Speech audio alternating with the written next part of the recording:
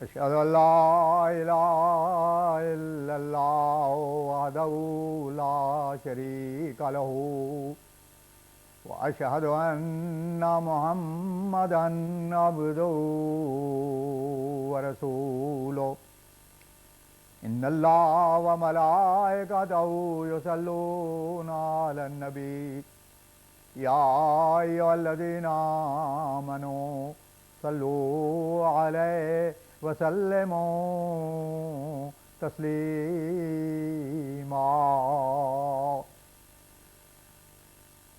خاتم الانبیاء حضرت محمد مصطفیٰ احمد مجتبیٰ صلی اللہ علیہ وسلم کے غلام اور ہمارے امام بانی جماعت احمدیہ مسیح موعود و مہدی مسعود علیہ الصلوۃ والسلام کے مقدس ایمان افروز اور زندگی بخش کلمات طیبات اور ملفوظات۔ فرمایا، آریہ لوگوں نے حضرت رسول کریم صلی اللہ علیہ وسلم پر اس قدر اعتراضات کیے ہیں، لیکن ان لوگوں کو آن حضرت کے اصلی حالات اور اخلاق کریمہ کے صحیح جز مل جاتے تو یہ کبھی ایسی جرت نہ کرتے۔ پیغمبر خدا صلی اللہ علیہ وسلم نے اخلاق کے دو پہلو دکھلائے، ایک مکی زندگی میں جب کہ آپ کے ساتھ صرف چند آدمی تھے اور کچھ قوت نہ تھی، دوسرا مدنی زندگی میں جب کہ آپ فاتح تھے اور وہی کفار جو آپ کو تکلیف دیتے تھے اور آپ کی اذا دہی پر صبر کرتے تھے اب آپ کے قابو میں آ گئے، ایسا کہ جو چاہتے آپ ان کو سزا دے سکتے تھے، مگر آپ نے لا تثریب علیکم اليوم کہہ کر ان سب کو چھوڑ دیا اور کچھ سزا نہ دی۔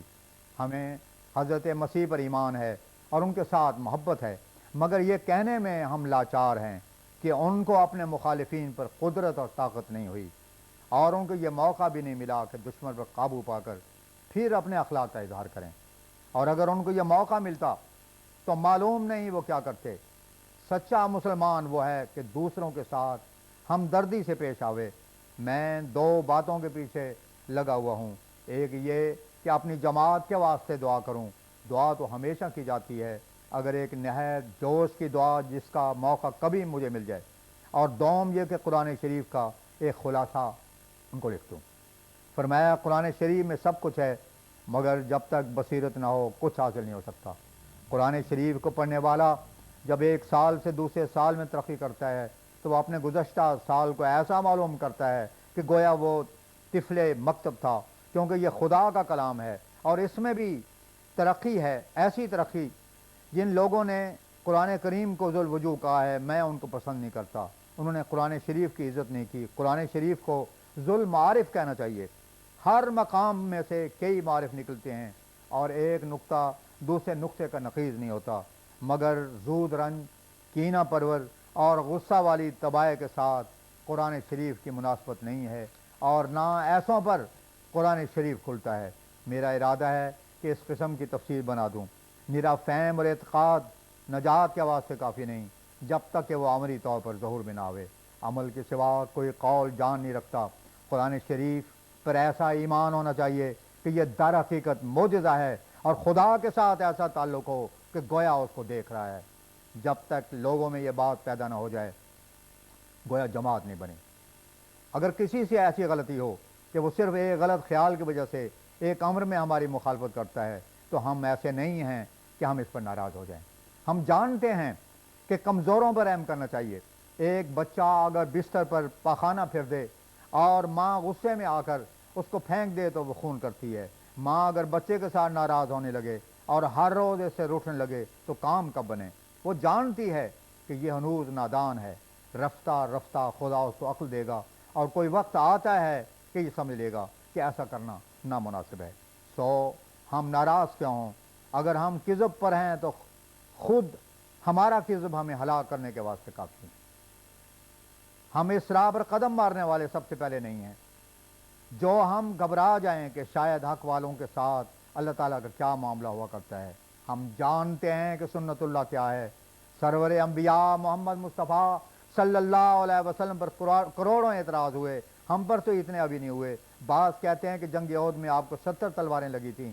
صدق کا بیج ضائع نہیں ہوتا، अबू बकरी तबीयत तो कोई होती है कि फ़ौरन मान ले, तबाएँ मुख्तलिफ होती हैं, मगर निशान के साथ कोई हिदायत नहीं पा सकता।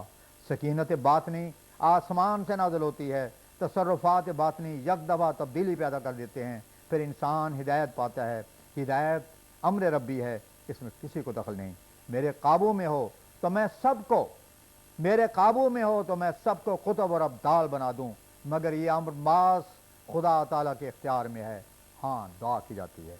फरमाया हम तैयार हैं, हम तैयार हैं कि हमारे मुखालिफ हमारे साथ सुलह कर लें। मेरे पास एक थैला उन गालियों से भरे हुए कागजात का पड़ा है।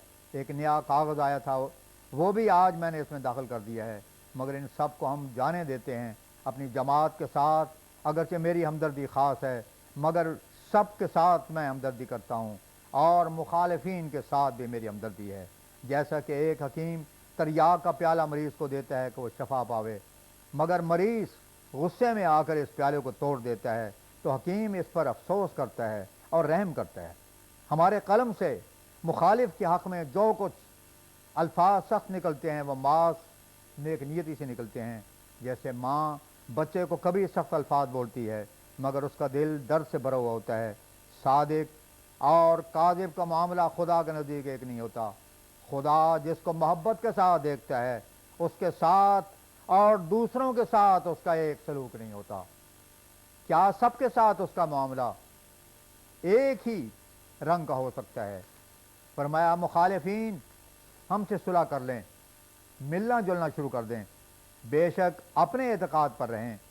मुलाकात से असली हालात मालूम हो जाते हैं।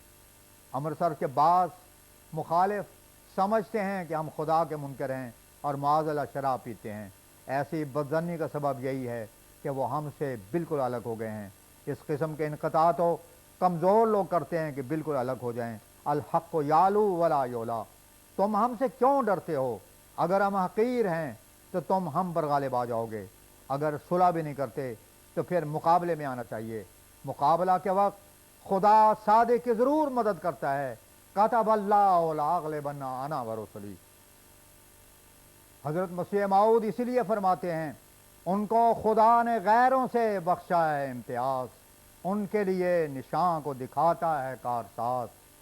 कहता है ये तो बंदा आली जनाब है, मुझसे लड़ो अगर लड़ने की ताब है। व आखिर दावाना अल्हम्दुलिल्लाहि रब्बिल आलमीन।